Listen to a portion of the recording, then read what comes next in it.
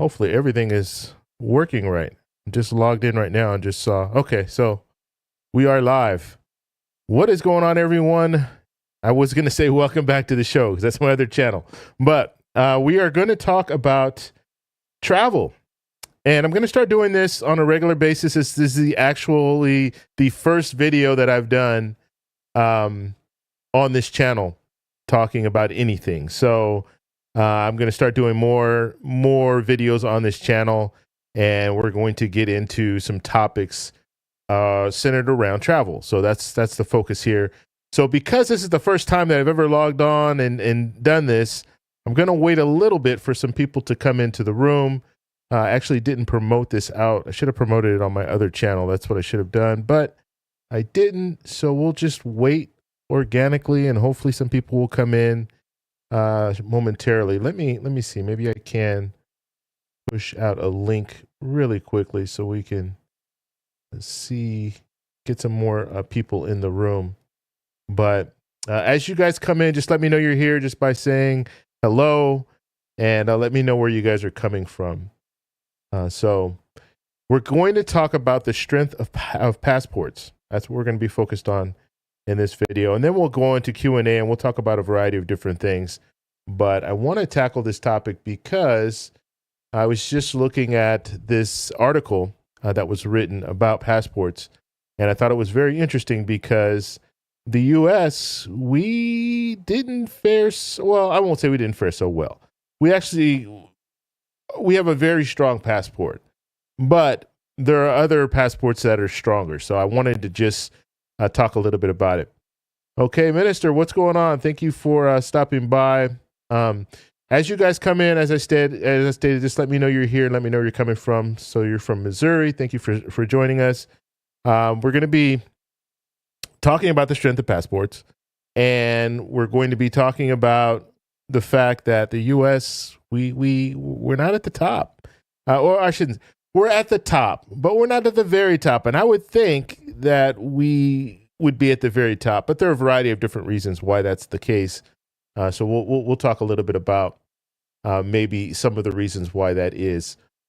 But let's see. I just want to do a few housekeeping things before we get started, and let's see if we can get this going here. I have a chat window that is not working, not cooperating. And I've had this issue before, but let's see if we can't resolve it. No, it says that it should be working, and it's not. Okay. One thing I hate about when you come on live and you have everything working, and then you get to this point and you start looking at things and they're not working. Like, oh man, this is crazy. It's hectic. And I spent all night just trying to figure this out. I thought I got it to where it was working, and now for whatever reason it is not pulling in the chat so I can show people the chat. That's all I was trying to do there. Okay, so let's go ahead. We have a few people here. You guys that are in here, please hit the like button and then let me know where you guys are coming from. And as I stated, this is the first live that I've ever done on this channel. And so thank you guys for being here. You guys are a part of history.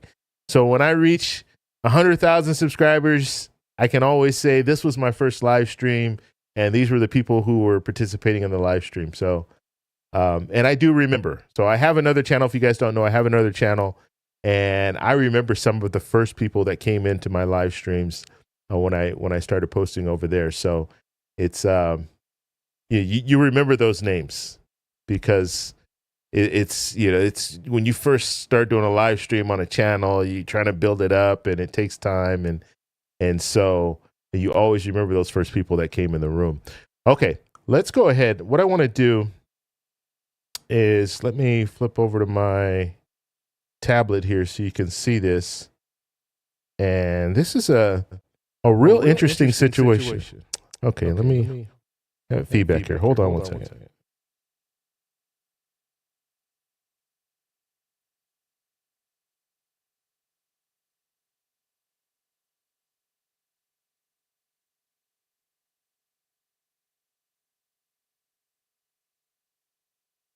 Okay. Still have that feedback. Can you guys hear feedback? You might be able to hear some audio issues. Let's see.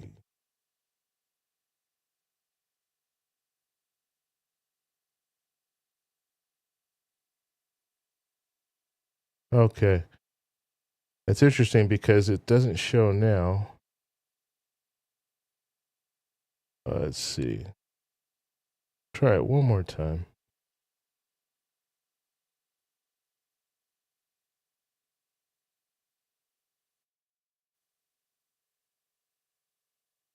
Okay. All right. That looks like it's better. Okay. Okay. Let's go ahead and let me zoom in because I know you guys probably can't see this, but we're going to look at some of the passports and the power of these passports. So, this was put out by, and they do this every year. Let's see the very top here. Henley Passport Index. And so looking at the power of passports, I like looking at this because it just kind of puts things in perspective when it comes to the U.S. Yes, we're not at the top, but we're up there. And when you're looking at different countries, and we're talking about visa-free countries, so countries where I can travel to with my passport, and I don't need to I don't need to apply for a visa. I just show up and they give me 90 days. So that's what you want. I mean, our passport is very popular or very powerful because yes, I can go not anywhere. I can go to a lot of different countries and just show up. I don't have to give them a notice. Just show up and they'll give me a 90-day visa. And then in some cases you can ask for an extension for an additional 90 days. So I think if you are out there and you're a traveler, you know the benefits of doing that. You don't have to do any extra legwork. So the top passports, and there were 6 that were tied for first. And the way they go by, or what they're using here, is 194 visa-free entries.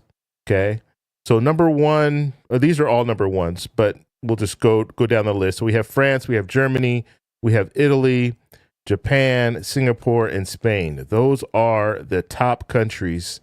Passports are the top passports this year when it comes to the not having to have a visa requirement. Now, these change. They'll go up and down depending on different agreements that countries make. Like in the U.S., and we'll look at the U.S., but we lost one I know of for a fact. That was Brazil. Brazil used to be visa free. Now you have to apply for a visa in Brazil.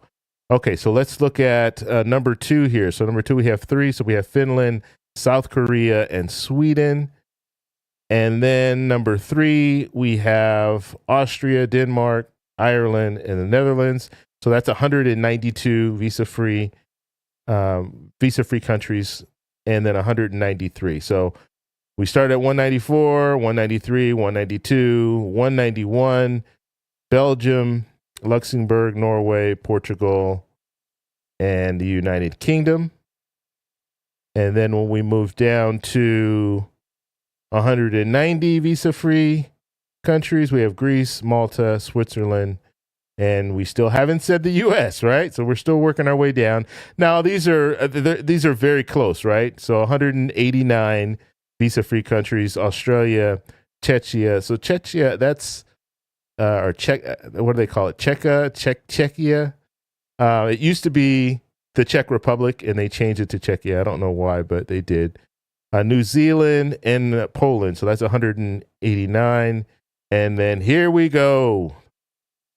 Canada, Hungary, and the U.S., 188 visa-free countries. Okay, so you don't have to apply for a visa. And so I'm not going to go over all of these, but I do want to go down to the very weakest passport. So we'll go down to the bottom here. And we'll so you can just see the strength of these passports that are in the top. I mean, 188, 189. I mean, that's a lot of visa-free countries. So when we come down to the least powerful, or the passports that will go to the least amount of visa-free destinations, we're looking at Afghanistan as the least powerful. Okay, and that's only 28 countries. So you see the difference: 188, 194 if you're at the very top, compared to 28 or 29. Pretty interesting there. 29 here for Syria. Iraq is 31. Pakistan, 34. Yemen, Somalia, 35, 36. So you guys get the point here. When it comes to visa-free countries, even North Korea is actually at 42. So, and I would think North Korea is very restrictive in where people with North Korean passports can travel to, but they do have 42. They're not at the very bottom. Okay, so what I want to do is I want to talk a little bit more about this, because I want to talk about where can you travel as a U.S. citizen visa free. Okay, so we know how many countries, but I want to talk about where you can travel. So that's what we're going to pull up right here. Let me just pull up the article. So it was what? Henley Passport Index. All right. As you guys come in, just let me know you're here and let me know where you guys are coming from. And let's see. I think this is it. And I wasn't able to do this on my tablet, so let's see if they actually pull it up. It's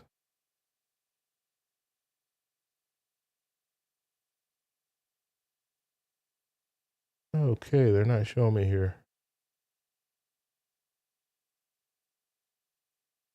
Okay, we'll do a search here. Here we go.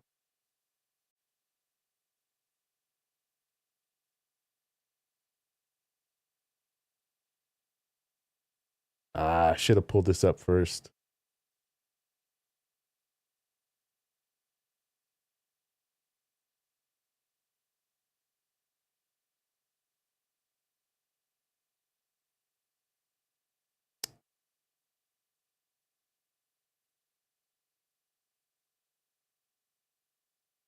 Okay, so now I'm not seeing that list. You guys are going to surf the internet with me. Let me pull this up so you guys can see what I'm looking at.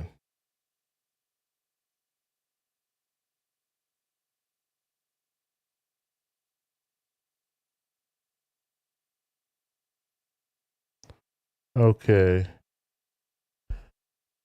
So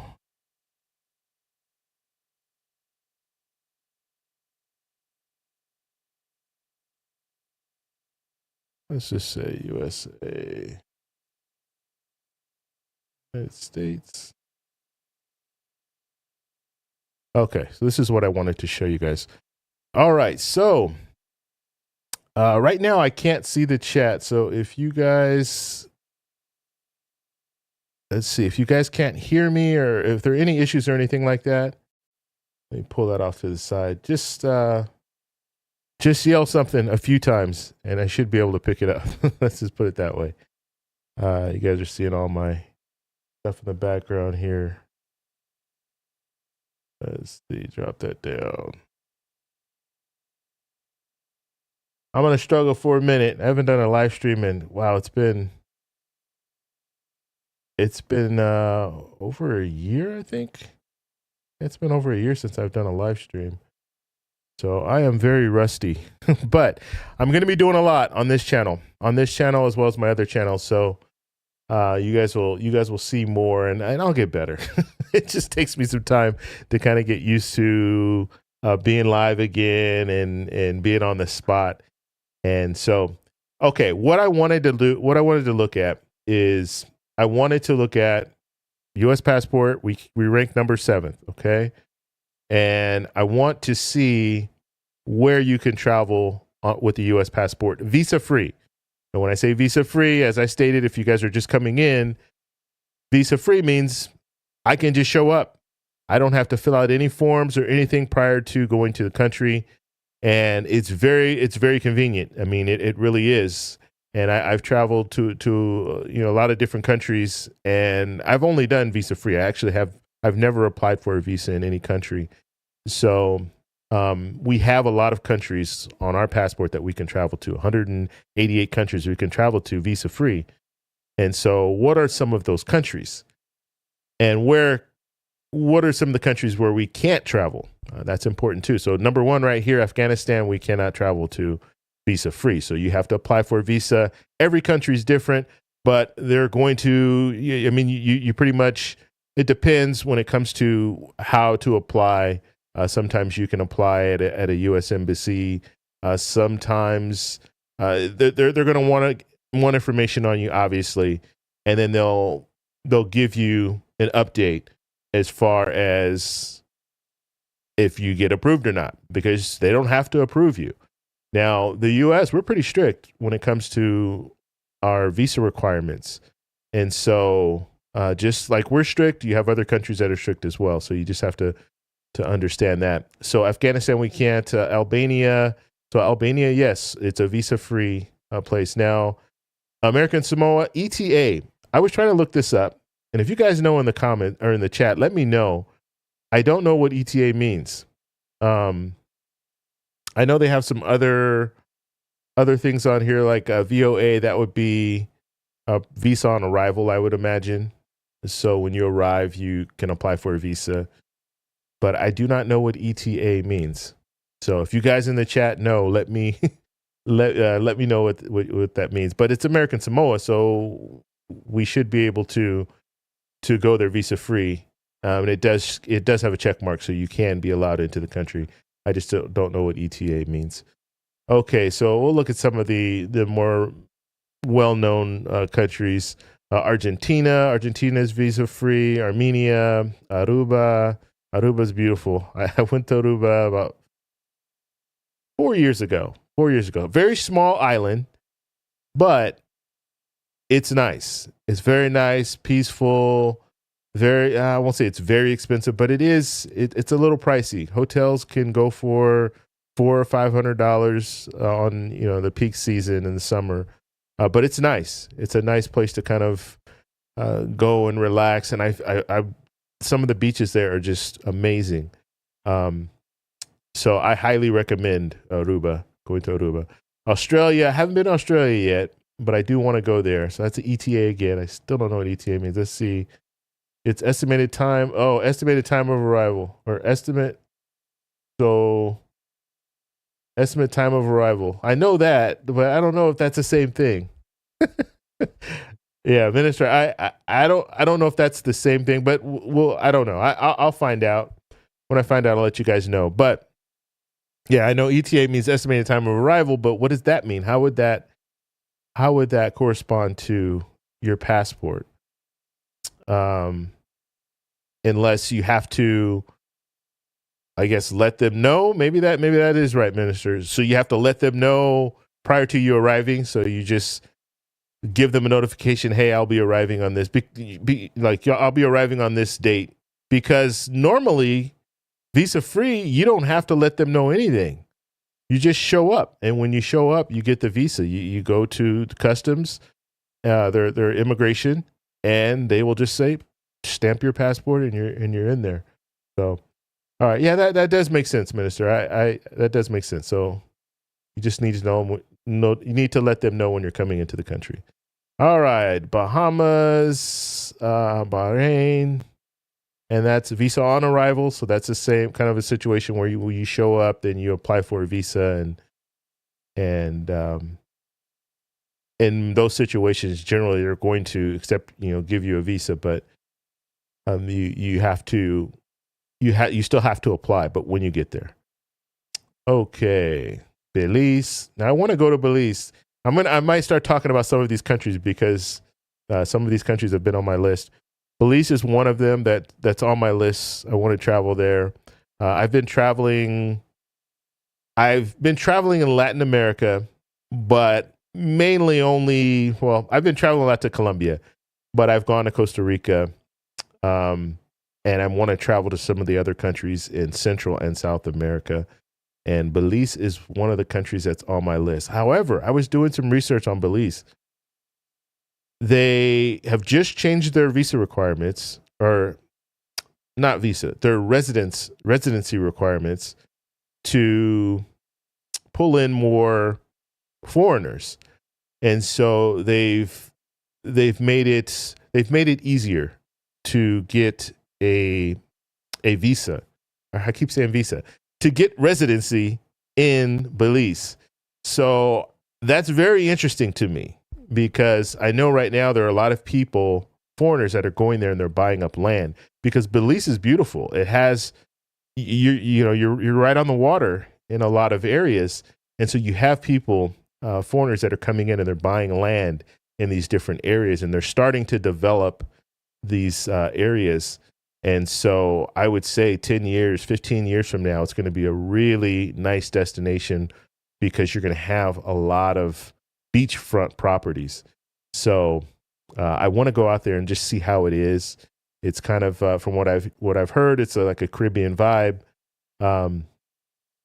So, and they speak English there too. So that's another plus. One of the challenges of going to other countries is if you don't speak the language and they don't speak English, then it's pretty challenging. When I first started going to Colombia, like now I can speak Spanish, I can understand it, and I can be understood. But when I first started going to Colombia, that was really a struggle. And in some situations, you don't do things because you don't know how to communicate. It's pretty crazy. And I know people say, oh, you can use Google Translate and all that. Well, it's just not the same. It really isn't. So knowing the language is very, very important. And especially if you are considering moving somewhere and retiring. And I've been doing some searching as far as going to different countries and saying, you know what, could I retire here? Maybe not completely retire there full time, but maybe 6 months out of the year, could I go to a destination and actually stay there for that 6 months, and then come back to the U.S. and then go, kind of go back and forth. Colombia is one of those countries that I could do that, but I'm still searching for some other countries as well, because I just think that would be fun, like going, staying here 6 months, staying here. I live in Southern California, so staying out here around this time, winter time, when it's Southern California, it doesn't really get too cold. And then in the summer, when it gets really hot here, going somewhere else where the weather is nicer. So that's something that I've been considering. Okay, let's see. Let's go ahead and move down, and let me know in the chat. Let me know countries that you guys are interested in visiting, and we'll see if they're on the list for visa free. So let's see: Bermuda, Bolivia, visa free. And here's Brazil. This is what I was talking about. So Brazil used to be visa free. I think you needed to, I'm not sure if you needed to apply for the visa on arrival, but I know, or no, it was e-visa. I think it was an e-visa back then. I haven't gone to Brazil yet. That's one place that I wanted to travel to. But now they have visa requirements, so you're going to have to apply and get accepted in order to travel to Brazil. And so we'll see. This is the first year that they did. They just, if I'm not correct, I think it was January 10th that they implemented it. They just started this. So this is new. So we'll see if they continue with this or if they go back to the e-visa. I hope they go back to the e-visa. I would imagine there are a lot of people from the U.S. that travel to Brazil, and this might keep them from traveling, or it might take Brazil off the top of their list, because, as I stated, visa free is great because, or even the e-visa is great because all you need to do is let them know the information online, and then I think you have to pay a fee or something, and then you're there. Or, visa free, just regular visa free, you just show up. And so I think you are going to have some people that are not going to go to Brazil as a result of them changing their requirements and making you have to apply and then wait, because that's the problem. You have to apply and then you have to wait. And I don't know, in certain situations, do you buy, I would imagine you're going to have to buy your plane ticket and all that prior to. Then how do you get out of that? You have to get non-refundable tickets and things like that. So I would imagine they're going to want to know that information. When are you flying? What flight are you going to be on? Where are you staying? All of that. Do you have friends in Brazil and all that? And I'm just using Brazil as an example, but I'm saying when it comes to applying for visas, they want to know all that information. Okay, British Virgin Islands. Let's see. Let's move to some more. Cambodia. I do want to go to Cambodia. That's visa on arrival. Canada. Let's see. Where are some other countries? Central African Republic. Cayman Islands. Chile. Chile's a country I want to visit as well. I actually want to travel throughout Latin America. Now that I'm getting more familiar with the language, it's more interesting and easy for me to travel to Spanish-speaking countries. So I am interested in Chile. It's funny. I was getting some furniture, and when was this? This was a few days. This is Tuesday of this week. I was getting some furniture. And I was in a little small furniture shop, and I was talking with the owner, and I noticed he had an accent, and so I just started talking to him about Latin America and asked him where he was from. He's, I'm from Chile. I'm like, oh, that's crazy. You know, it's one place. It's one place that I've overlooked when it comes to looking at different countries in South America and in Latin America in general. But I definitely want to go there. And he was just telling me I like talking to people that come from other places because they always talk about their country and really push, especially if they know you're interested. Like, he knew I was interested. I told him I traveled to Colombia a lot and all that. And so he was like, yeah, you should go to my country. It's beautiful, and you can go here and you can go there. And then you see them get excited about their country. It would be just like, and it is just like when I go to other countries and people ask me how the U.S. is and what should you do in the U.S. and things like that. You know, you get excited. You start thinking about all the different things that they can do, you know. Okay. So Colombia is on the list, of course, visa free. Let's see where else. Cook Islands, Costa Rica. Costa Rica is interesting, very interesting country. I like Costa Rica, but Costa Rica would have been a great retirement destination 20 years ago. 20 years ago, because it was very affordable 20 years ago. You didn't have a lot of what we call expats or just foreigners there living there. Now, there are a lot of foreigners that live in Costa Rica. And so it's no longer affordable. It really isn't. It's pretty expensive when you compare it to some of the other countries in Central America. So I think it's a beautiful country. I liked everything about it, but everything about it except for the cost. It was pretty expensive. And so if you're looking at spending a lot of time in Costa Rica, you're going to be spending a lot of money. And Costa Rica is not, how can I say this? You can travel to Costa Rica and feel like you're in the U.S. because they have pretty much everything. And when one of the biggest culture shocks that you'll have when you travel to different countries is the fact that the food is different. So when I travel anywhere, like you notice the food is different. They might have some restaurants there that we have in the US, but very few. But when you go to Costa Rica, they have a Denny's, they have Applebee's, they have Popeye's chicken. You know, of course they're going to have like McDonald's and KFC. KFCs are everywhere. What are some of the other places? Domino's Pizza and Pizza Hut. Oh, they're going to have those. But in Costa Rica, they have like everything. It's really, you know, like I said, you go there and you feel like, okay, I'm still in the US. They have a Walmart.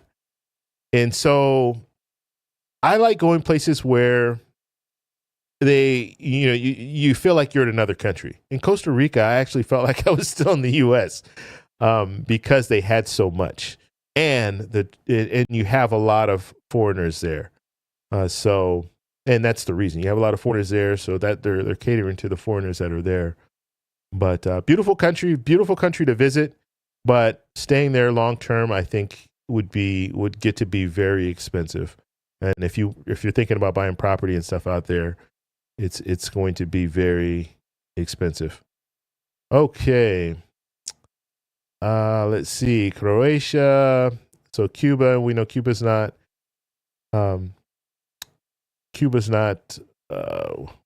visa free. Wow. I just lost my train of thought. Okay, let's see. Let's move on down the list here. And as you guys come in, let me know you're here just by saying hello and let me know where you're coming from.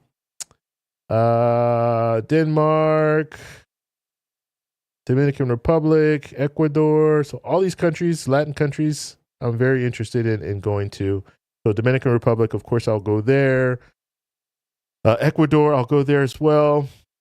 Let's see. Egypt, visa on arrival. El Salvador. I'm interested in that country as well. I'm going to do a whole Latin American tour. And if you guys don't know, so I retired 2 years ago. So I'm still recently retired. Okay, I was able to receive a pension, and that's why I was able to retire young. And so now I just want to travel the world, and I want to start in the Americas. So I want to go to Central America, South America, go up to Canada and see what's up there.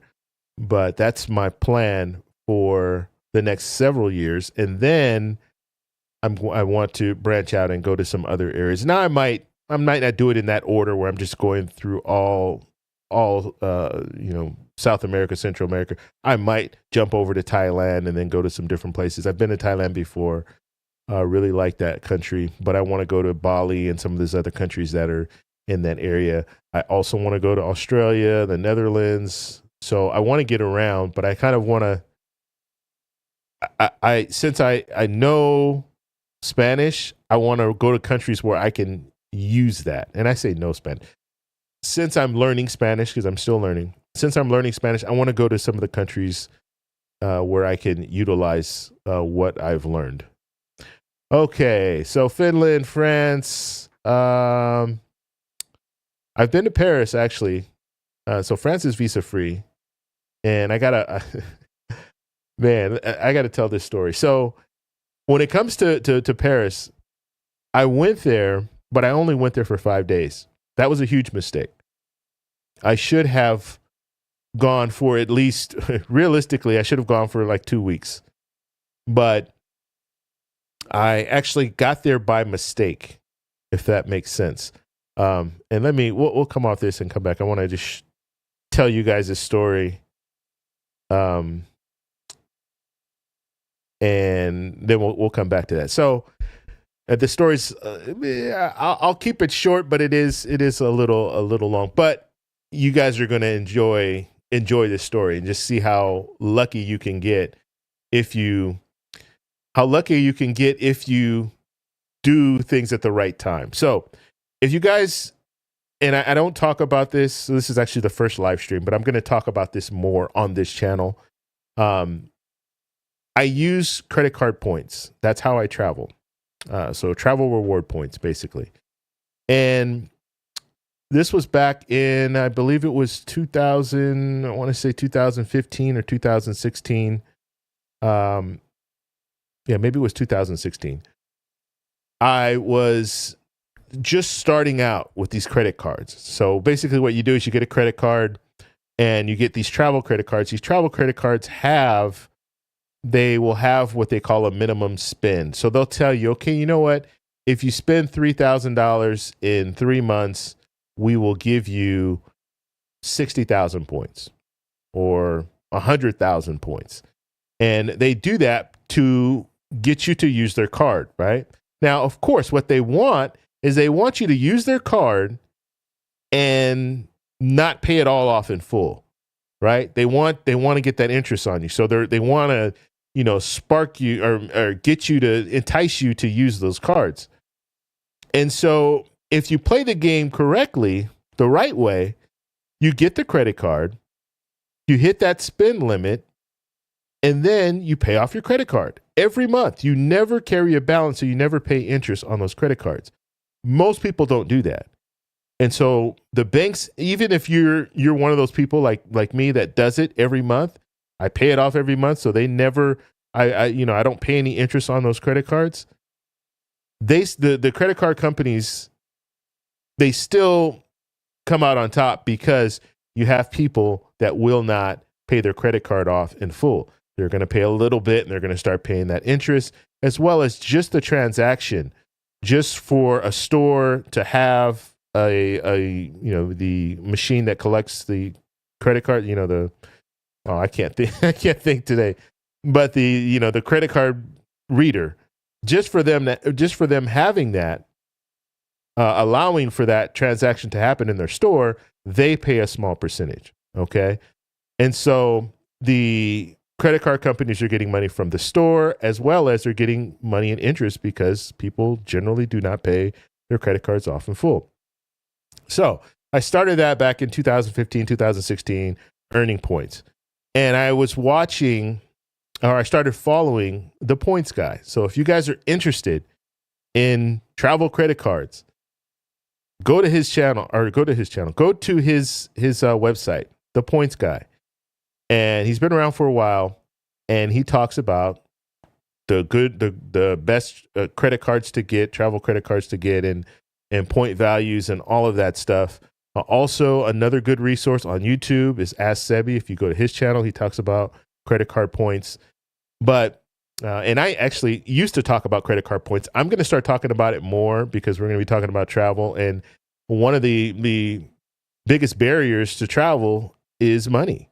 And if you can do this on a budget, then if people understood how they could travel on a budget, they would do it more often. But when you start looking at trips and you're paying cash, it gets really pricey, especially if you're going to Europe. You're going to be paying a lot of money just to get there and to stay there. So using points is very, very valuable. So anyway, getting back to my story. I told you it was going to be a little bit long of a story. But when it came to going to Paris, I was on the points guy. I was following him on Twitter, and it was late one night. It was probably like 2 or 3 in the morning. I happened to be up, and I saw a tweet that said, I don't know if this is true, but this could be a mistake, but on the Hyatt Regency Etoile website, it's showing rooms for $21 a night. Now, mind you, like I said, Europe is very expensive. And so I went to the website immediately when he said that. And I had no plans on going to Paris at that time. As a matter of fact, at that time, I had never traveled outside the country alone before. This was my first solo trip outside of the U.S. So I went to the website, and I'm thinking, okay, I'm looking at this. I pulled it up, and I'm looking at the information, and it's saying $21 a night. And I'm thinking, that can't be true. That can't be true. We're talking about the Hyatt Regency now. Hyatt Regency, I like staying at Hyatt properties. Hyatt Regency it's up there when it comes to quality. As a matter of fact, when I go to Colombia, when I go to Cartagena, always stay at the Hyatt Regency. It's one of my favorite hotels, period. In Colombia. Actually, it is I can't say that. The Grand Hyatt in Bogota is my favorite hotel as far as just the everything, the ambiance, the rooms, the customer service, everything is just impeccable in Bogota. But I don't really like staying in Bogota. So when it comes to Cartagena, yeah, the Hyatt Regency is my favorite. But anyway, so I'm looking on the website. It's saying $21 a night. I'm thinking, no, that can't be right. So I said, you know what? I'm going to go ahead and book a room and just see what happens. And so that's what I did. But because I wasn't really thinking and I had no idea what was going on, travel, how long it would take to travel, the fact that you lose a day and all of that, I said, okay, I'm just going to book 5 days. And so that's what I did. I booked 5 days, $21 a day. With the taxes and all that stuff, it came to $114 for 5 days in Paris. And so I go back to, and I think at that point, actually, no, I take that back. It wasn't even a Twitter post. It was actually a blog post that they posted because there were comments at the end of the blog. So someone posted, a blog with this information. And I think maybe I found it through Twitter. I think I found the link through Twitter, clicked on that, and it went to their blog on the Points Guy. And then they were talking about it. And then they had people commenting below. So I went ahead and started looking at the comments just to see if I was the only one that actually booked it or if other people booked it as well. So there were other people that booked it. And what was crazy is some people were saying, yeah, I got it. I got 7 days or I got 10 days. And then it went on down the list. And then there was one person that said, you know what? Yeah, it is a mistake. And it is a mistake because I contacted Hyatt, Hyatt, and they told me that, yeah, it was some kind of a computer issue. And then they shut it down. And so now everyone that comes on to everyone that comes into the comments after that, they're all mad at this person because it's like, why would you call, you should have just booked it. And, why would you call them and alert them that there's an issue? So anyway, I didn't do anything. I just waited. So after that, I knew it wasn't available anymore. I went back to the site just to see that it wasn't available. And when I went back to the site and put in the same information as before, as far as when I wanted to travel there in the 5 days, it was $600 a night. It was over 600. It was like $620 a night to stay there. So just to show you how expensive it was. So I'm thinking, oh man, they're not gonna honor this. I had a confirmation number and I had the confirmation email, but I'm thinking there's no way they're gonna honor this. This is not gonna happen. And so I didn't do anything. I just waited. I didn't want to contact them or anything. And so about a week and a half later, I get an email. And when I open up the email, I'm reading, and you know how they kind of say, thank you for staying or registering at our hotel, blah, blah, blah. And then in the second paragraph, it's explaining that we had a computer glitch. There were some issues with our system. And so it was giving out the wrong information. And so I'm thinking, okay, well, here we go. This is when they're going to tell me that that I wouldn't be able to go and stay. And so they said, but because it wasn't, because there was no fault of yours that that we had this issue, we're going to go ahead and honor your stay. So, have a good trip. And I'm thinking, wow, that's crazy. So they approved, or I say approved, they accepted my entry, my 5 days. And so I was just like, wow, okay. Now what am I going to do? Now I got to book it. I didn't have anything set up. All I did was book that hotel. Didn't have anything else planned or anything. Like I said, didn't talk to any friends or anything. So this is like I was going to be going on my own because no one was going to be able to go with me. And it was pretty short notice. I think it was probably a month and a half prior to me, prior to the trip. So I went ahead, booked the airfare. I used points. I was actually flying on American Airlines. And so I went to Paris. But the problem was I only booked 5 days. Now, if I would have been smart or smarter, I would have booked 10 days or even longer. Now, they might not have honored that. Maybe that could have been a situation where they said, you know what? Yeah, we can't give you 2 weeks in 2 weeks in Paris for what that would have been, what, less than $300. They probably wouldn't have done it. But anyway, I should have booked longer because you lose a day getting there.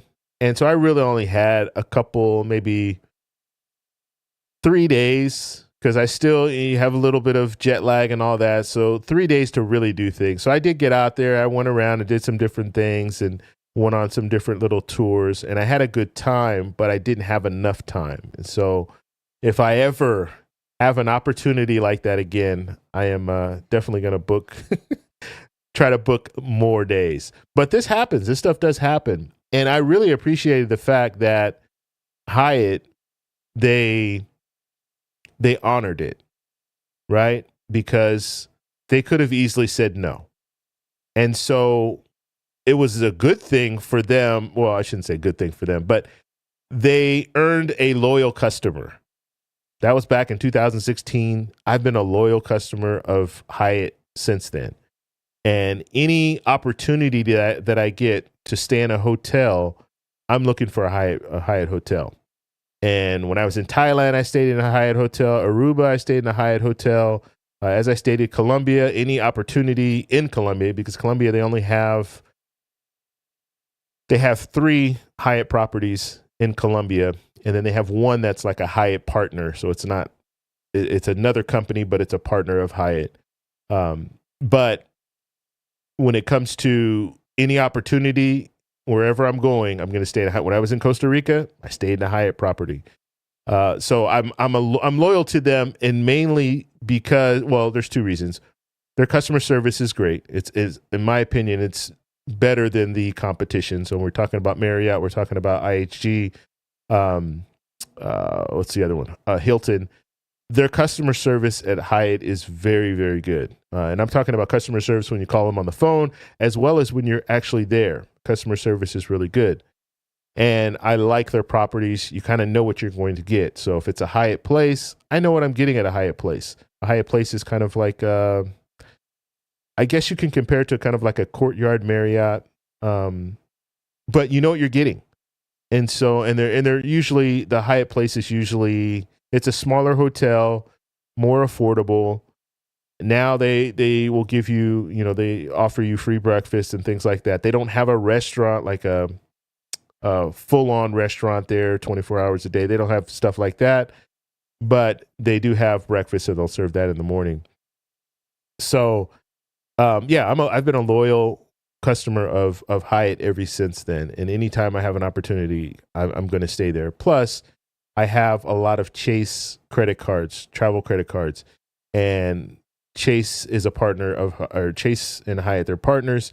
And so I can transfer my points over to Hyatt. It's very easy to do. And the value is good. When I stay in Cartagena, the value is, the Hyatt Regency is a very nice hotel. And I'm usually using about 12,000. It's like 12,000 points. Every year it changes. Sometimes it will go up a little bit just because of the category hotel that it is. But 12,000 points is not that much. Okay, it's equivalent to dollar amounts equivalent to about $120. But the hotel itself, if you're staying there, it's going to cost you $200, maybe even $250 a night to stay there. So it's well worth it to use those points. But yeah, so I just wanted to tell you guys that story. I thought it was, I just thought it was a good kind gesture, or however you want to say it. It was just one of those things where they didn't have to honor it, and they actually did. And because they did, I was like, okay, this is a solid company, because they easily could have turned me away. I've had some issues with some other companies, and in a separate video, I want to talk about my experience. I had a really bad experience with American Airlines, and I stopped I stopped traveling on American Airlines for years after that. Actually, I'll tell the story since we're here. And then I have another story about American Airlines. I have a follow-up story, but I want to talk just about the American Airlines story, and then we'll go back to the passport stuff. The first story, and then we have another story. But the first story actually went along with my trip to Paris. So I booked it on American Airlines. I think, I used points. I used points for the whole trip. But on the trip up, I was flying economy. And then on the trip back, I booked first class. Okay, and that was an experience in itself. First time I've ever flown first class. And that, when you fly first class, business class on certain flights, it will change your whole idea of flying. And you're going to want to fly business class, first class all the time. And so now, whenever I have an opportunity, using points, because cash, there are very few occasions where I will pay for a business class seat, pay cash for it. If it's really, really affordable, I will. But generally, it's pretty expensive. And when I say expensive, just to give you an example, since I do go to Colombia a lot, I know kind of the price ranges for flights. And I used to fly on United a lot because I would use my points. It was very easy to use points. American Airlines, they've changed, or they have more flights going. Like American Airlines will fly directly to Colombia, directly to Medellin, directly to Cartagena, whereas United doesn't. United uses partners. So you're flying on Copa Airlines or you're flying on Avianca. And so now it's a lot of points that you need to use in order to fly there. I don't know what's going on, but it's just not worth it to fly on United anymore using points. But American, now you can find some really good deals where a one-way business class ticket is like $400 or $500, which is really good. I won't say 400, 500 and almost 600, like $590 or something like that to fly one-way business class. So I usually book that. If I see that, I'll book that. But you have to find those. If you just go on the site and you're not being flexible, it's probably going to be about $1,300 or $1,000 one way, right? So $2,000 for a round trip, a business class seat, and it's not always the lie flat seat. It's like just a larger seat, but it's nothing. It's not that much different than just flying regular economy. But anyway, let's get back to the story. So, American Airlines, I was in I booked everything. I was ready to go. I was using points. Can't remember how many points it cost me to fly up there. To fly back, I know it was 75,000 points to fly back. Now, granted, this is 2016, so this is years back. Now it's probably 120,000 in order to fly one way, business or first class. So anyway, let's talk about the flight up. So prior to my flight, or it was like 11:30 at night, I had a flight at 6 a.m, which meant that I needed to get up and get to the airport. So I probably would have had to get up at like 4 a.m, and actually not even 4 a.m, not even get up at 4. I had to get up at like 3 a.m, get out by 3:30, 4, and that would be pushing it.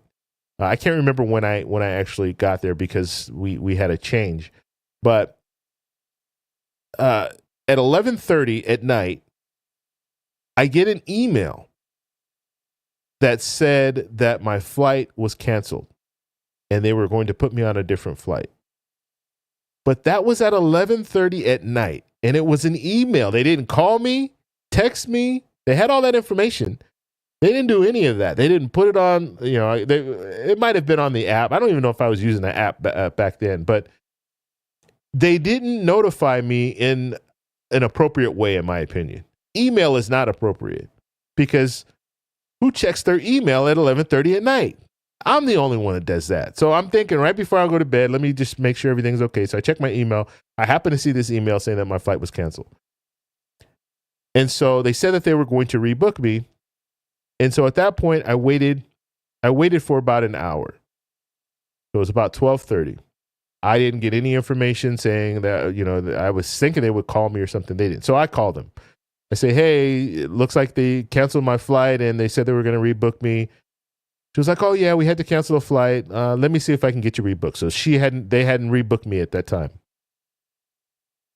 And so now they wanted to divert my flight somewhere. So I was going to have to go somewhere else, I think I was flying out to San Francisco. And then from San Francisco, I think it was a straight shot. Yeah. From San Francisco, it's going to be a straight shot to Paris. And so, she went ahead and did that, got me all set up. But it took a while for her to like figure it out. And, the thing is now I'm going to be sitting in the middle seat and all this stuff. I'm like, no. I wanted to sit in the window. So, we go back and forth. And so finally I get everything set up, and then I go ahead and fly to San Francisco, and then I fly to Paris.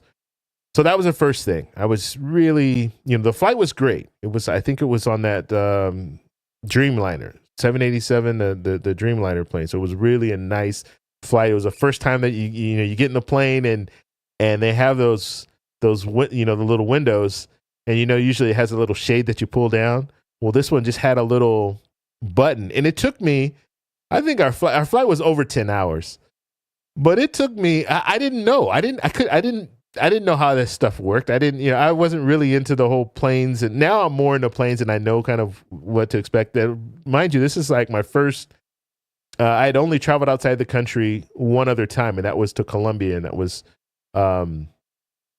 what was that? That was in 2009. I traveled to Colombia, but I went with some friends. This is my first solo trip outside of the country. I had never been on a 787 before. So you have the window, and it was dark. So I'm just thinking it's dark outside, right? Because you couldn't see, like you look through it and it just looks like it's dark. I take that back. You can see through, but it just looked dark, right? So I'm just thinking it's dark outside, right? And we're in the air and flying over, whatever.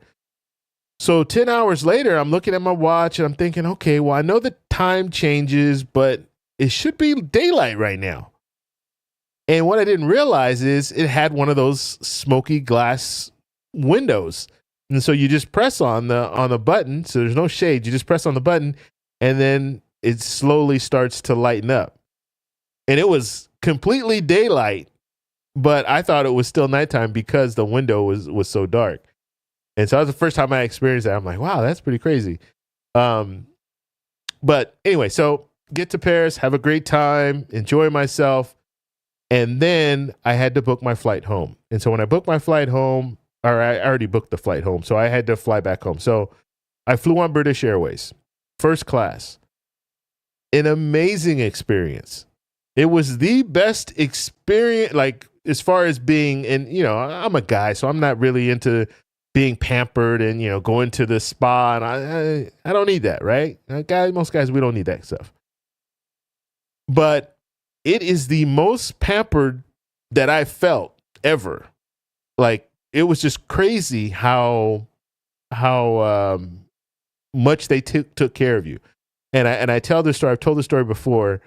You get on the plane. Actually, you go through a different jetway, so you don't even go through the same. This is true first class. Okay, this is not like a business class. Like a lot of planes now, they just have business class.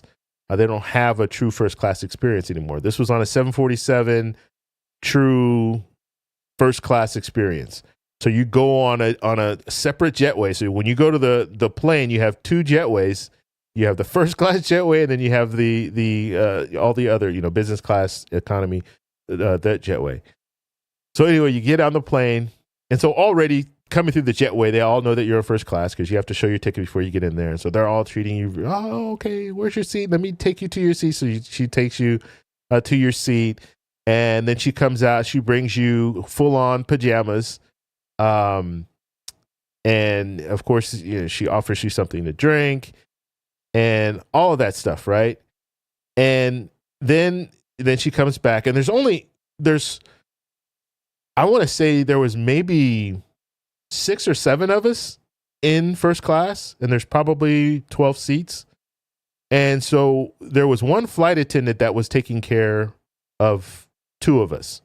So me and another person right behind me, that was, she was taking care of me. So she comes and, she asked me what I want to drink and all that stuff. Then you have another flight attendant that's like the manager flight attendant that comes and greets you and says, just pretty much tells you everything. If you have any questions, come to me, blah, blah, blah, all that stuff, right? And so we get in the air, we start flying, and then they're starting to, they're going to serve you your food and all that stuff. And so they serve you your food, and the food was excellent. And I'm not just saying that. The food was really good. And I have some video of it. I won't be able to pull it up, but maybe I'll do it in a future video. But yeah, the food was very good. And not to mention, this is where it went, in my opinion, it went too far. So the pajamas that they gave you, I said, okay, after you eat, then it's time to go to sleep. And this is like a 10-hour flight. So I'm going to go ahead and take a nap. So I go into the bathroom, and even before then, when you come in, it's cold. It was cold in Paris. So I had a jacket, a pretty big jacket. And so as soon as you get on the plane, they're asking you, oh, I can hang your jacket in our closet. We have a closet here so it won't get wrinkled or anything. I'm like, no, I'm okay. It's not a big deal. No, sir, I can hang your jacket. This guy was insisting to hang wanted to hang my jacket. I'm like, I'm cool. And we had like it was a pretty big cabinet that you open up and you can put your jacket in there. So I just put my jacket in there. But anyway, so I go to the restroom after I eat. I'm ready to, and then another thing that the flight attendant said, before you're ready to go to sleep, just let me know and I will, I'll make your bed for you. And so they actually make your bed. So I went to the restroom, I put on the pajamas, and as I'm coming out of the restroom, one of the flight attendants, male flight attendant, was right there standing in front of the door. So when I open it, he's right in my face. He's like, I'll take your pants, and I'm like, no, I'm good. You don't need to take my pants. I can put them in, but it shocked me. It's like, no, I'm good. You don't have to take my pants. I'm good. Because I had my pants in my hand because I had my pajamas on. So anyway, I get to my seat, and at this time, when I went into the restroom, the flight attendant was making my bed and everything. So I get back to my seat, and my bed is made, and it's just, it was over the top. It was an over the top experience. And it was crazy because, it was first class seat, but you were facing the windows, or, kind of like you had the windows here. You couldn't see anyone else. And so you had your own little section. It wasn't quite one of those, like those apartment, I don't even know what they call them, but some of the airlines, they'll have where you can close it off. It has a little partition you can close off. It didn't have that, but it was a huge space, and you had your own little area, and you had a little, you push a button, and you had blinds. So for the windows, you had 3 windows. So you had blinds that would go up so you could see out the window, and you click it again, and then the blinds would, go down. It was an experience. But anyway, after that great experience, I had to fly to Las Vegas and then to California. So I fly to Las Vegas, and that's where I had to go through customs. And so I go through customs in Las Vegas, and I have to go get my bag, my checked bag, and then recheck it. So that's what I did. I went and got my checked bag. I rechecked it. Now I was flying on British Airways, and British Airways and American Airlines are partners. So I was flying on British Airways. When I got to Las Vegas, now I was going to be flying on American from Las Vegas to Southern California. So I get on that flight after checking my bag, rechecking my bags and everything. And I know my bags made it to Las Vegas because I went and got my bag, rechecked it, got to LAX, Los Angeles. They didn't have my bags. So for whatever reason, they either didn't put my bag on the flight, or they put my bag on the wrong flight and it went somewhere else. This is American Airlines. So I'm waiting there, and this is, you have to understand, I've been flying for it's been over 10 hours. Now, I did have an excellent experience. I was able to get some sleep on the plane, but still, I'm tired. I get to LAX. It's late at night. It's like 11. It's at night. I know 11:30 or something like that. It's late. And I don't have my bags. And so I go to their little customer service and say, hey, my bags aren't here. Or my bag isn't here. So they put in some information. Like, oh, yeah, sir, it looks like we misplaced your bag or whatever they say. They never say lost it. But so they said, yeah, we can have it here. So if you come back tomorrow and we'll have your bag. And I said, I'm not coming back. I'm not coming back. You guys are going to bring my bag to me because I don't live close to LAX. And coming back to LAX would be a good hour to hour and a half, depending on traffic. I'm like, I'm not coming back to pick up my bag. You guys are going to bring it to me. So that's what they did. So the next day they brought my bag to me, but I was really just so over it when it came to American Airlines. And not to mention, when I was on my flight up, they rebooked me to San Francisco, got on that, took a flight to San Francisco, and then they had issues with the plane. And so that plane couldn't fly. So we had to go to another gate. And then we had to wait a little bit of time. And it was getting to the point where I think, yeah, you know what? The new flight that they gave me when we were flying up there, it was going to be to San Francisco, and then it was going to be out of like Houston or something. It was going to be somewhere else. I had to fly somewhere else first and then go to Paris. And so I almost missed that flight because the San Francisco flight, they had to change planes and do all this stuff. So I just made that flight in Houston. And so anyway, I was just having issues.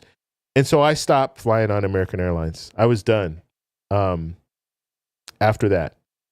And so it took me a little time to go back to, or I say go back, but start using them again. And I just started using them again like a year ago. I started flying to Colombia. I saw that American Airlines has the best flights to Colombia because they're direct flights. What United will do is they have partners. So it's not United that's flying there. So you have Copa, you have Avianca. Well, they have different destinations that they want to go to. So generally when I get on a flight, if I'm using points on United, I fly at Avianca. Avianca wants to take me, and this is crazy. Like if I want to fly to Medellin, Colombia, they will take me to Bogota, Colombia. And then from Bogota, they'll fly me to Panama. So from one country, so from Bogota, they'll fly me to Panama, and then they'll fly me back to Medellin. Or the same thing, they'll fly me to Bogota, then they'll fly me to Panama, and then they'll fly me to Cartagena. It makes no sense. And so I don't like doing that. Or sometimes, I think Copa does this a lot where they'll just fly you direct. So they'll fly you directly to Panama, and then from Panama to your destination in Colombia. I don't like doing that a lot because sometimes you have to go through customs again. I don't want to have to, go through immigration again. I don't want to have to do that. So I don't want to go fly to Panama. I think they've changed it now, but let's just say you go to, sometimes you have to fly to Cancun. You go to Cancun, you have to go through customs, get your bag and then recheck your bag and do all that. I don't like having to do that. Go through like customs in Mexico, and then you're not going anywhere. You're just going to get right on a plane and then fly somewhere else. I don't like doing that. So anyway, all right, let's look at what's in the chat. I've been talking a lot. I got to get back into it, guys. When it comes to the live streams, it's been a while since I've done them, so I got to get them back into them. More walk and talk videos. Johnny V, what's going on, brother? Yeah, you know what? I have a series of videos that I haven't posted. And I haven't been, because I've been focused on my other channel so much, I haven't been able to edit those videos, but I'm going to start editing them. I have some more walk and talk videos. Envigado. I actually will probably post that one I will post that one.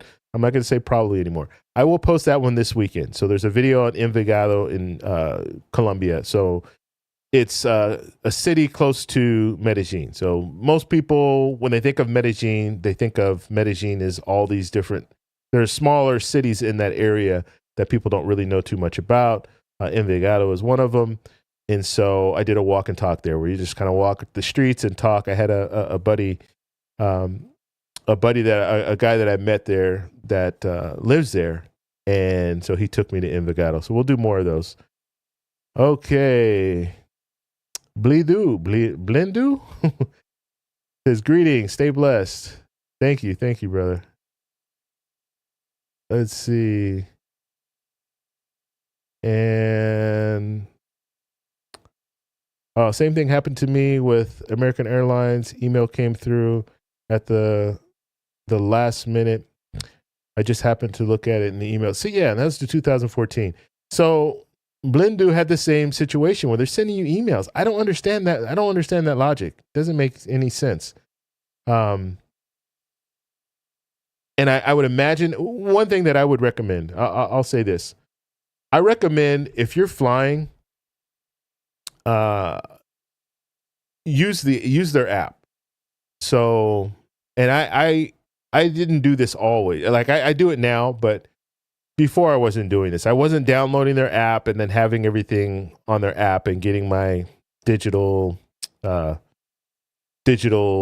passport, digital ticket and all that. So I wasn't doing all that before. I would just get the paper ticket. It's easy. You know, I still will get a paper ticket, but I use the app because, and then I have like the push notification. So on the app, it's going to send me a text message telling me if my flight got delayed and things like that. So I will do that. Now, I said I had another story about American Airlines. I will wait and I'll do a separate video on that one because that situation was as bad.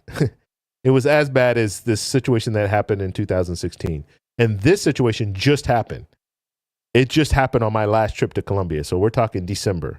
So I'll talk a little bit about that in another video. But if you guys have any other questions or anything, go ahead and put it in the chat and we'll talk about it. Let's go back for a second. I want to take a look at the passport stuff again. Just look at some of the other the other states. Wow. Some of the other countries that are on the list. So let's see, where did we end up? So we were in France. So I told you guys about that whole trip. French New Guinea, Germany. I want to go to Germany. Definitely want to travel there. Ghana is not a visa-free country. Greece, Guam, Guatemala. Let's see, where else? So you see, there are a lot of visa-free countries that we can travel to. So India is an e-visa. So that means you have to apply online. But it's not, it has a check. So it says e-visa check with or not check. It doesn't have a check mark. So Hong Kong, I do want to go to Hong Kong as well. Honduras, Israel, Italy, Jamaica, Japan, visa on arrival for Jordan, Kenya, Kuwait, visa on arrival. Okay. So you guys get the point. There are a lot of places that you can travel to. I mean, we have a very, very powerful passport. Not the most powerful, but it's a very powerful passport. And it will change. You're going to see differences every year because we have different treaties and agreements and all this stuff. So I truly think Brazil's going to go back to visa free. I would imagine that's going to happen. New Zealand. So that's the ETA in New Zealand. I want to go there. Nicaragua, I want to go there as well.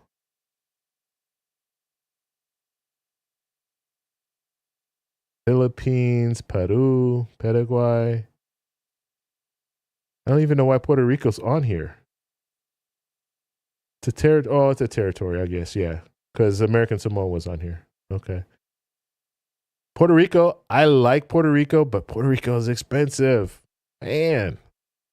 But I hear for businesses, for tax purposes, it's a very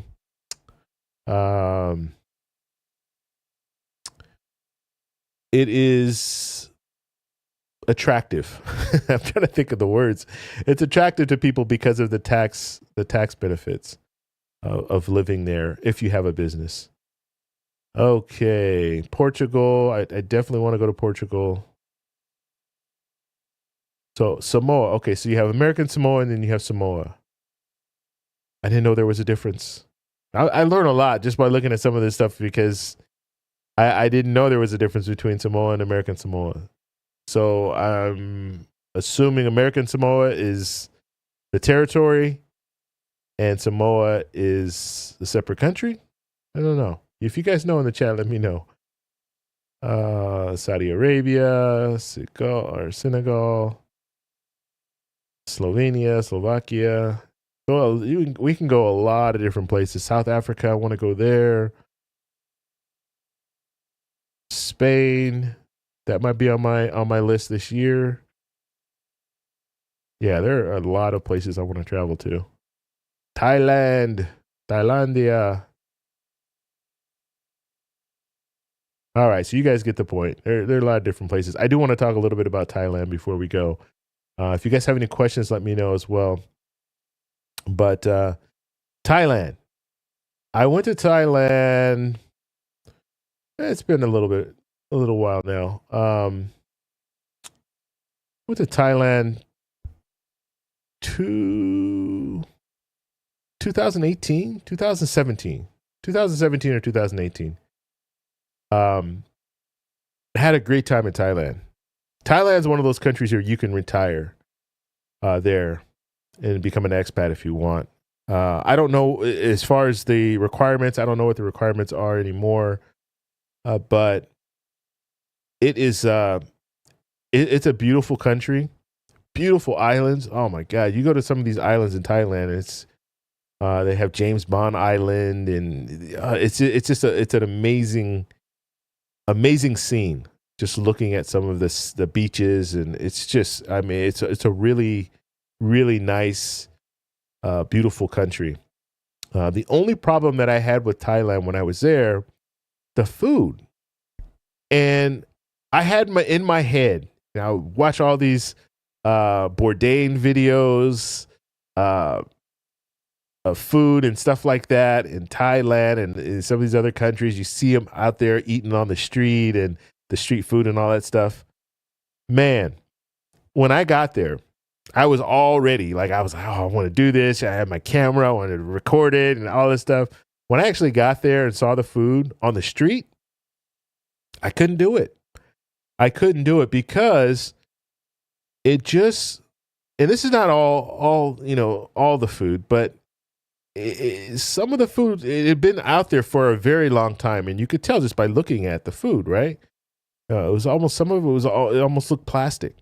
And so I just couldn't do it. And then I always have this kind of, it's funny, but this fear of eating the wrong thing and then having it mess my stomach up and then having to fly home that way. If you understand what I'm saying. So I didn't want, you kind of want to be, especially, and I do this, now I do this all the time when I'm traveling somewhere.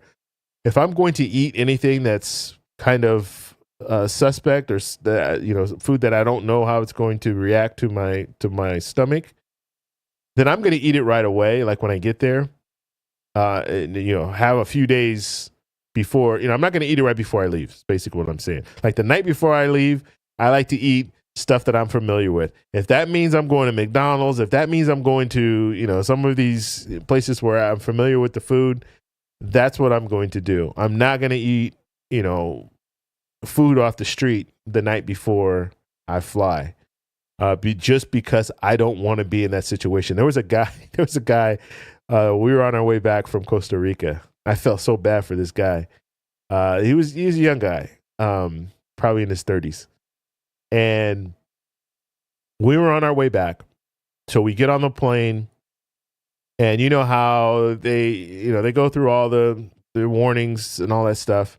I was happened to be sitting next to the restroom, but there was like a restroom, seats, and then there were seats in the seats before the restroom. It was like a big plane. So anyways, I'm sitting there. I'm waiting we're waiting to fly or get to take off. And so, the pilot will say, flight attendants, take your seats, basically. So nobody else get up, right? Everybody's supposed to be seated, fastened in, and all that stuff. So as soon as the captain said, flight attendants, take your seats, this guy jumps up. And so, of course, the guy jumps up, and you know how things are. You know the climate that we're in. Someone jumps up on a plane after the captain has told the flight attendants to take their seats. Everybody's going to be paying attention. So, of course, I'm looking like, what's going on? Why did this guy jump up? So he jumps up and he gets in the aisle and he's walking towards or not even walking. Well, yeah, briskly walking towards the restroom. The flight attendant cuts him off and says, sir, no, you have to have a seat. He's like, no, I can't. He just runs in the restroom. And I can only imagine that he was going through something, like his stomach wasn't working right, or maybe he had, to throw. I don't know what it was, but he was struggling. And I can only imagine how bad that would be. You're flying for 5 or 6 hours and you're just struggling just to keep your fluids, to keep your bodily fluids inside, if you guys get what I'm saying. So yeah, I make it, I will not eat anything that's suspect right before I fly home. That's just, that's a rule. So when I got to Thailand, I enjoyed it, but the food just wasn't, in my opinion, I maybe I didn't go to the right places. I was in Phuket, Thailand the whole time. We were there for like 10 days and I just didn't find anything that I really liked as far as the food. And I tried, damn,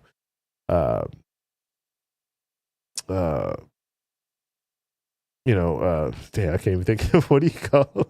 Like pad thai, and I tried all the stuff, the traditional food in Thailand, but it just didn't. Yeah, I didn't like it. And then at that point, then I started going, okay, well, let me try a hamburger, or let me try something that I'm more familiar with. And nothing tastes. I didn't like the way it tastes. I don't know. It was just different. Maybe it was what they were using as far as like the maybe it was the way they prepared it. I don't know. It just didn't taste right. It's the same thing. Like even, I don't know. In my opinion, like hamburgers in the U.S. taste different than hamburgers in a lot of other places that I've traveled to. And it's the meat. The meat it just tastes different. Okay, I'm not saying it's better or worse. I'm just saying it's different. I'm used to what we eat in the U.S. And so when I go to other countries and I get a hamburger, yeah, it tastes different. Okay. And we all think, oh, hamburger, that's American food, but it's a hamburger. Hamburg, Germany. So, I mean, we might consider it American, but realistically, it's not. But anyway, you guys have any questions? Let me know in the comments. Let me know in the chat if you guys have any questions. I enjoy doing this live stream. I'm going to do more. And so we're going to have some more videos coming up. And I think I might do some reaction lives where I react to the videos that I've already posted. I think that would be interesting. Like a good example is I went to a soccer match, the first soccer match that I've ever been to in Colombia. And I had a really good time. And I showed that video, but there's some behind the scenes stuff that I want to talk about too. And so I want to do a live stream where I just show you guys some of the video, and then we talk a little bit about some of the challenges, experiences, some of the incidents that happen during that. I want to tell one story. Okay, one more story before I go, and this has to do with the soccer, and I'll tell it again when I do the live stream, when I do a reaction to it. But it was funny because I was at a soccer match. I was with a friend that basically, so he lives there, and we bought our seats, our tickets, but he had friends that had season tickets, and so he knew that there were going to be a few available seats in this section where all his friends were. And so he was like, hey, yeah, we should go up there. And his friends, like, we were in the nosebleed seats at the soccer stadium, very, very top. Like there was probably 2 rows behind us, and then that was it. We were at the very top. And so we go up there, we're having a good time, and like, he knows all the people up there, and that actually that actually worked in my favor because he knew like all the people in that area. So anyway, I'm recording. I have a little Osmo Pocket. I got the little Osmo Pocket 3, and I'm recording the stuff. I'm doing kind of like a little, vlog and all that stuff, so I can post it on video or post it on this channel later. And so anyway, I'm there, and it was like 2 minutes left in the match. So we had been watching 88 minutes of the match, and anytime someone would get close to a goal, I was using my phone. So I had the Osmo Pocket, but I would use my phone because my phone has like a little zoom on it. So I was able to kind of zoom in a little bit so I can get a better video. And so I'm holding my phone, and anytime I got close to a goal, I would hold my phone up, and then I would hold it just like this. So I'd have it like this in my hand. And the reason why I did that is so I can just press the button to record, but I was holding it, and right when they got close, and I would start recording. So anyway, we're watching, there's like 2 minutes left, and the team, the home team, so it was a Medellin team. So you got all these people that are for Atlético Nacional. That's the team in Medellin. And they were playing against the team in Bogota. And this was for like the championship. And so the team in Bogota, the Millonarios, they were leading 1-0. And so Atlético Nacional needed to score a touchdown. Wow. Needed to score a goal in order to tie the game so they can go into, the penalty kicks. And so anyway, they get close. Atlético Nacional is close to scoring. And so I have my phone up like this, and I'm just getting ready to hit record, but I didn't hit it in time. They actually scored because I didn't see it. Like, I'm trying to hold it and see what's going on and then press it. And so I didn't get it in time, so I didn't hit record, but they scored. And when you're seated, you're like, I'm sitting here, there's someone sitting right in front of me, and you know how kind of a stadium seating, right? And so I have my phone out like this. There was a girl that was in front of me. As soon as they scored, she jumped up and she threw her hands in the air like, yeah, and she hit my phone. And when she hit my phone just went flying. And it flew like 4 rows in front of me. It probably flew 15 feet in the air, and then 4 rows in front of me, and then just dropped. Now you have to understand, at this point, I'm like, okay, this is Samsung S23 Ultra. Okay, so it's a pricey phone. It's the most expensive Samsung phone that you can get. Okay, it's like the top of the line Samsung Galaxy phone. So when she hit the phone, it just went flying. So I'm sitting here. My cousin's with me. He's sitting here, and then my friend Carlos, he's Colombian. He's sitting right here. And so the phone just went flying. Now everybody's excited because they scored, and they needed to score, and it was only 2 minutes left. So I mean, everybody was just cheering and jumping up and down. So I just watched my phone just fly 4 rows in front of me, fall down in the seat somewhere, and everybody's jumping up and down and cheering. Now I can't move because there's so many people there. Like we're all shoulder to shoulder. And so I'm trying to move forward and try to jump over a couple of seats in order to get to my phone, but I can't because everybody's jumping up and down and cheering. And so I yelled out, my phone. And so Carlos heard me say, my phone, and he realized, and he said he saw in the corner of his eye, he saw a phone flying, but he didn't know what was going on. So anyway, so everybody's still cheering.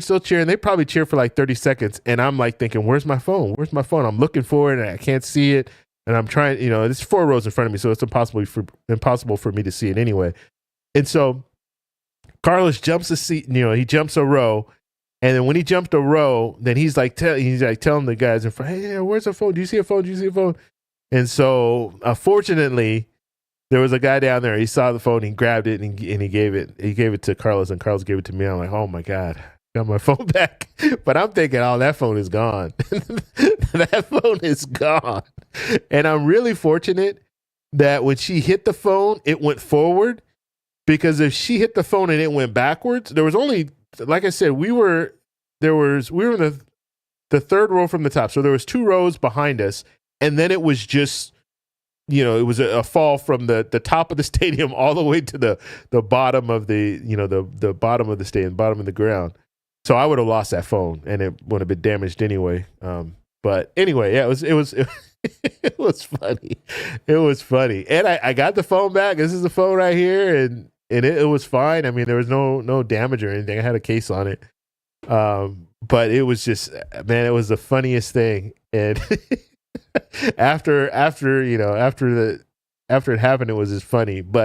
Or after I got my phone back, it was funny. But when I lost it, and when it got, when I didn't know I was getting it back, I was like, oh man, this is terrible. But anyway, all right. You guys have any other questions, any other recommendations when it comes to the channel? I will tell you one thing. I'm going to change my name back to Travel Explore Click. And I say change it back to. I shouldn't say it, because this channel was never that name. But I'm just going to give you a little history, and then I'll tell you why. So right now it's My Life, Retired Life. I'm going to change the channel name to Travel Explore Click.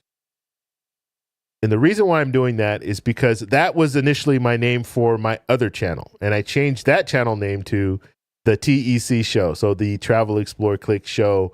And I talk about retirement stuff on that channel now. And so I initially was talking about travel credit cards and travel stuff on that channel, but I had to make a transition because during the pandemic, things changed. We all know, right? People weren't traveling, so it was kind of hard to talk about travel on a channel when no one's really traveling.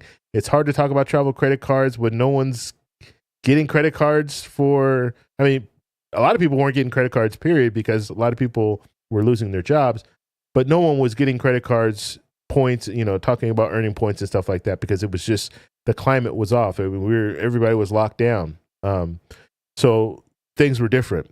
And so that's why I changed that channel name, and I changed kind of the topics that I was talking about on that channel. Well, now that I've established an audience on that channel, the TEC show, as more retirement channel, it would be hard for me to just switch it and start talking about travel and travel credit cards, right? But I've always liked talking about travel credit cards. I've always liked talking about travel. I've always liked to show you guys the walk and talk videos and all that stuff. And so I want to do that on this channel, but I want to use that name, Travel Explore Click, because that's what people know me by, Travel Explore Click, when it comes to travel. And so I changed this channel to My Life, Retired Life, because I was thinking, okay, well, I'm going to start talking about travel, but for retirement. So you retire, and then these are some destinations where you can travel to. I can still talk about that, but I want to focus it more just on general travel. I don't want to just pigeonhole myself into, let's just talk about travel for expats or retirement destinations. So that's my whole goal here. Minister, thank you very much. He says very informative information. So that's where I want to go with this channel. So I will change the name to Travel Explore Click. Travel Explore Click. And let me explain to you what that name means, just so you understand. And this goes back probably to, around 2016, 2017. I started talking about travel credit cards. So how to earn points, what those points mean, all of that. I was talking about that on my other channel. Okay. So but the name was Travel Explore Click. So Travel Explore Click, the travel aspect is, I think we all get that. You travel in different destinations, exploring different places. And then the click is the photography side. So if you guys don't know, I'm big on photography. It's a big hobby of mine. I actually was doing it professionally for about 10 years. And it was my side gig. So I had a job, a career. And then I was taking pictures on the side, doing shooting weddings and things like that. I entered some competitions for like landscape photography, and I did well in with a few photos. And so I was really, really into it. I've kind of stepped away from it, but I want to get back to it. So what I would do is I would travel to a destination, explore that destination, and then take pictures. That's where Travel Explore Click comes from. So I want to get back to that. And so that's why I'm going to change this channel name to Travel Explore Click. And then we're going to talk about a variety of different things when it comes to travel and how to travel on a budget. Because I think the thing that people struggle with when it comes to travel is the money aspect. And I talked about this a little bit earlier, but I want to get people to understand that you can travel on a budget and do a lot of the same things that you were going to do, go to some of the places that you've always dreamed of going to, but do it for a lot less. And as I explained, I went to Paris. I got lucky. Okay, this was probably a once in a lifetime situation, but I was able to travel there for $114 for my, well, I shouldn't say that. In total, it was $500. $500 for 5 nights in Paris and the round trip ticket. And the flight back was first class. So it was $500. That's how much I spent. And then, of course, the money that I spent when I was there, that's additional for food and things like that. All right, guys, we're going to go ahead and take off. Thank you guys for stopping by. We're going to be doing more lives in the very near future. I like the interaction talking with you guys. So I'm going to promote the next one more. Like, I didn't promote this one at all, but I'm going to be honest with you. I wanted to do this kind of as a test run because I haven't done a live stream in a very long time. So I didn't, of course there's going to be some mistakes and some problems going on. So I just wanted to kind of do a test run, a soft, what do they call it? Soft opening, a soft opening. And then the next ones we'll promote it out a little bit more and we'll have some more people in the room. Administer, thank you very much. Enjoy your weekend as well. All right, guys. I'll probably do another, I'm going to tell you guys now, I'll probably do another live stream on Sunday. So Sunday afternoon, look for another live stream and we'll just talk about a different topic. Maybe I'll do one of the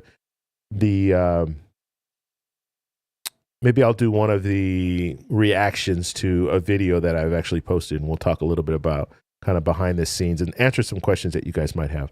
All right, guys, thank you for stopping by, and I will see you guys in the next one. Bye.